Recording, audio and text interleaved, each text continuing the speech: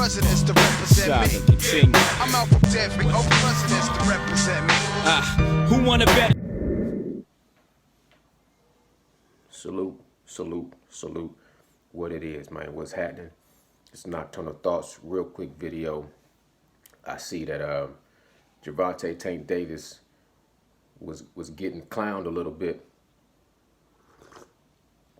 Man, a little sparring situation with this kid, Brian Norman Jr.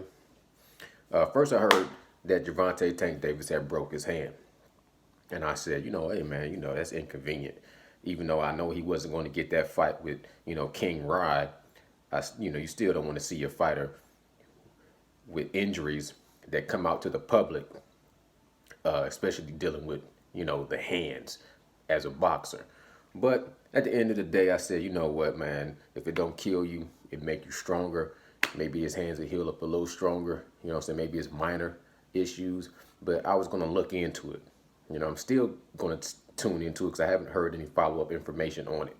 But what I did hear was he was getting beat by this up-and-coming prospect on the platform of Showbiz the Adult, this little kid named Brian Norman Jr.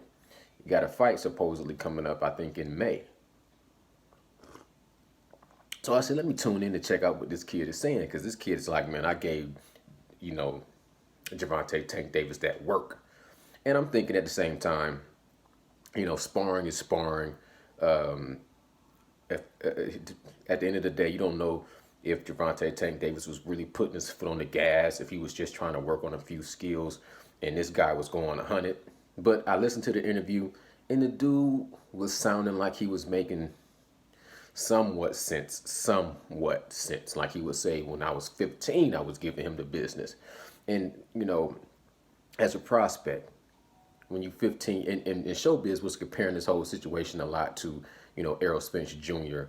and Mayweather, how his legend was being born.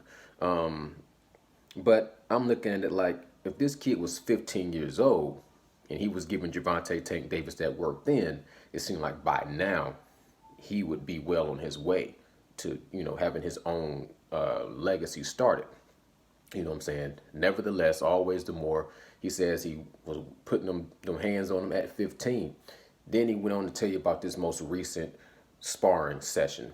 And he said they went a certain amount of rounds, and then they took the bell off and they went into those, doghouse rules where they just fought till somebody quit. And he said he pretty much made Gervonta Tank Davis quit. And I was scratching my head on that, like, I've seen Gervonta Tank Davis train sometimes. And sometimes to me, he did look a little lazy, a little half-assed. And I'm like, maybe he's on this half-assed training. This little kid is telling the truth. Like, I made him quit. He said he went and sat down on the couch and he was talking about, I already got money and, I'm the boss and this, and this. And I said, man, that sounds like some prima donna shit to talk like that. But I can hear Gervonta Tank Davis talking like that, you know what I'm saying? So I was giving this dude the benefit of the doubt, especially he's on the platform of Showbiz the Adult. And I respect that platform, and I know, Showbiz is going to keep it unbiased as possible. So then the pictures come out with this little kid with his nose lumped up. And Gervonta Tank Davis is like, look what I did to his nose. I had his nose looking like a doorknob after sparring. And immediately, I see this on the same platform on Showbiz the Adult. And Showbiz the Adult is like, wait a minute, man. Gervonta Tank Davis is out here capping. I just talked to this kid, his nose looked fine. I just got a video sent to me and his nose looked the same picture, the same t-shirt, the same haircut. Dude nose looks straight. So it makes his story more valid that he just was beating Gervonta Tank Davis in sparring. I said, hold up, man. That's not a good look. I'm still thinking to myself, this picture cannot be Fugazi.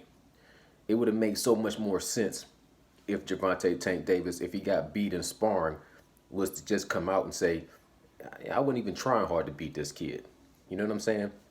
If this kid went a clout chase off my name in sparring, we can do a real match, because in sparring, I was just, tightening down a few bolts, or I was just crossing some T's and dotting some I's. I wasn't going 100.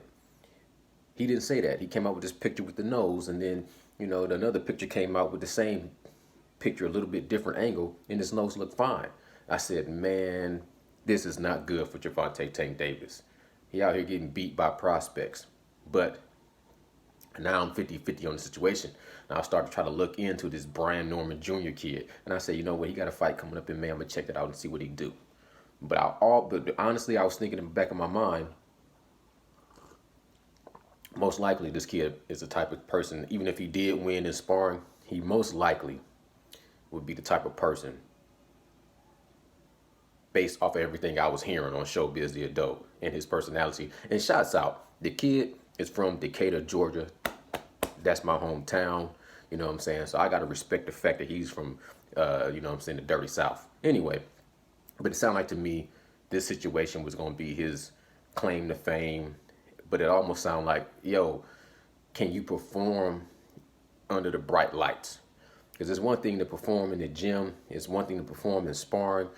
But it's another thing to perform on the night when it matters the most. You know what I'm saying? And he sound like to me, he one of those gym rats that can go in the gym and bang, but he might not do the same and entertain under the bright lights. Nevertheless, always the more, I was going to, put my little 2 cents in on the game. And lo and behold, check on none other than Showbiz the Adult. And boom, just like that. Show a video with the kid turn his nose at the angle and he's lumped up.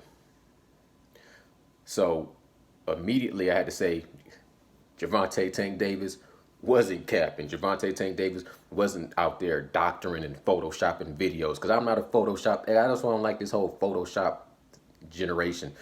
Well, not generation. They've always been doing some kind of Photoshop, but back in the day, when I remember Photoshop first coming out, this shit was so obvious when you can see somebody had something Photoshopped. Nowadays, it's hard to tell, and I don't have the time.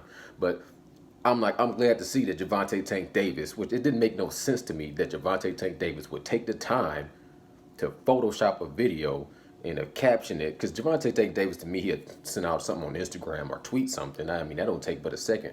But to Photoshop a picture just didn't make sense. The picture wasn't photoshopped. The picture was caught at an angle where you could see this dude's nose, the bridge of his nose was busted in, smashed up, and humped up and lumped up. So, salute to Gervonta Tank Davis. Now, whether or not this sparring footage ever comes out, I prefer old school. What happens in sparring stays in sparring, no matter what happens. As far as they talking about, Gervonta Tank Davis coming out leaking a fight with Ivan Redkach. You know what? I remember Paula Malignaggi was leaking out footage or Conor McGregor was leaking out footage of him sparring with Paula Malignaggi. So it's like one of those things, you know what I'm saying? Sparring to me is just, I don't like to look at sparring and say, well, this is what's going to happen in the ring. You know what I'm saying? And everybody can even have a different perspective. Like even Showbiz the Adult said he watched Teofimo Lopez sparring against Gervonta Tank Davis, and Teofimo Lopez looked green. And I agree. But at the same time, that was a very long time ago, and I think things have changed big time. So you can't go off sparring, in my opinion. Anyways, y'all let me know what y'all think about that. Just want to say a salute to Gervonta Tank Davis for not being so fugazi that he photoshopped a picture of somebody with their nose busted up because he was embarrassed about getting beat up in sparring. I would have lost a lot of respect for Gervonta Tank Davis and his whole team if that would have been a true case of him photoshopping somebody's nose because he got busted up in sparring. That would have been, to me, that would have been worse than losing in the ring to King Ryan. Not the fact that he lost in sparring. If he lost in sparring, cool beans. You don't know what he was doing. He could have, like I said, he could have just not been going 100%. But to do the Photoshop with the fake injury, that I would have took away all kinds of points, and all kind of respect levels would have been dropping down, because, come on, man, that just can't go for that. Yeah, I just can't go for that. I would have lost too much respect for Gervonta Tank Davis's team and Leonard Ellaby and all those guys surrounding him, to where if he just took a little bit of a lump and a bump and a bruise from sparring, you got to react in that emotional way, make fake pictures. I'm just glad that's not true. Now this kid got some This kid got some explaining to do. You know what I'm saying? This Brian Norman kid, he got some explaining to do as far as he said the pictures wasn't real. He said, look at my nose, man. My nose ain't busted up.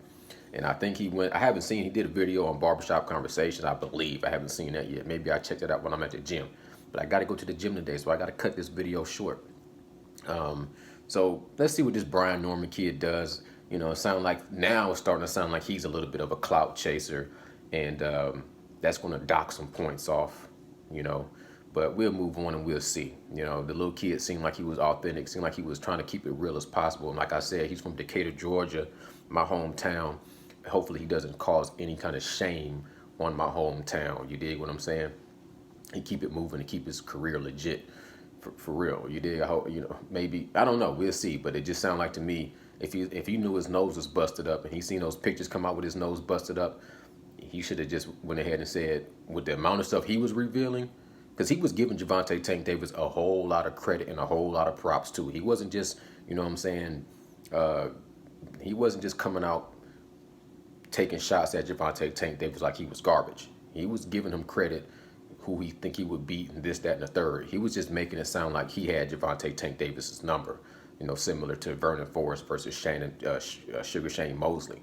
Like, I just got this kid's number, you know what I mean? And that makes sense in the boxing world. It's always somebody that just got your number. And that's what he was sounding like. Like, my style, just a bad matchup style for his style, you know. But he went into a lot of detail explaining this actual sparring blow for blow. And if his nose got jacked up, he got to come out and say that's part of the story too. Like, my nose did get busted up.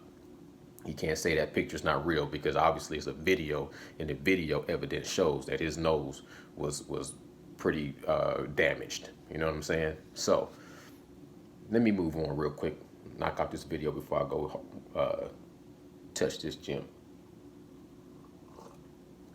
One more thing that was on my mind, just a quick question. Leave me the answers down in the comments below. You know what I'm saying? So, I want to get the feedback on what everybody out there is thinking. Who do you give the leverage to in Tyson Fury versus Anthony Joshua? Because I used to believe, I'm still formulating the thoughts. I'm not 100% sure. So y'all lend me some of y'all knowledge. I used to feel like Tyson Fury had a slight advantage being undefeated and being very, very insane to the point of being on the line of being a genius. I thought those were advantages. Him being undefeated, and he has that mentality where he's almost insane to the line, to the point of being a genius. There's a thin line between insanity and being a genius. But now, when I'm looking at it and reevaluating the situation, I feel like Anthony Joshua, post defeat of Andy Ruiz, with the reconstruction that he has done on his mentality and the reconstruction he has done in reinventing his self physically in the gym, I don't think that Tyson Fury still has those same advantages mentally. He can't get inside and play those same psychological games that I thought he would have been able to before Anthony Joshua lost. I think Anthony Joshua has made leaps and bounds of progression in developing his strength mentally since he took that loss. I think he made some good repairs to his psyche. So now I'm starting to think, since Anthony Joshua lost and he's made this comeback, I don't know if I give Tyson Fury that psychological edge anymore. So I'm still kind of 50-50 on that fight, with Tyson Fury being as big and as elusive as he is, and Anthony Joshua, you know what I'm saying, with his new developed style of being a boxer, puncher, and knockout artist. Still 50-50, but I'm starting to lean a little bit towards Anthony Joshua as well. This is Nocturnal Thoughts, man. I appreciate y'all time. Leave your comments down in the below. And if you're new to the channel, click the subscribe button leave me a thumbs up. If you just don't dig me, do what you got to do. Leave a little thumbs down. That don't bother me. But leave me a comment and show some respect when you do, so I can show some respect back to you. This is Nocturnal Thoughts, man. I salute, salute, salute, salute, salute. Peace, blessings. You know, it's Monday, fun day. Everybody go out here and make the best, because you don't know what tomorrow's going to bring. You know what I'm saying? So I salute everybody out there that's watching, and I appreciate y'all time. Take it easy. I'm out. Presidents to represent me. Continue. I'm out for dead, big old presidents to represent me. Who wanna bet?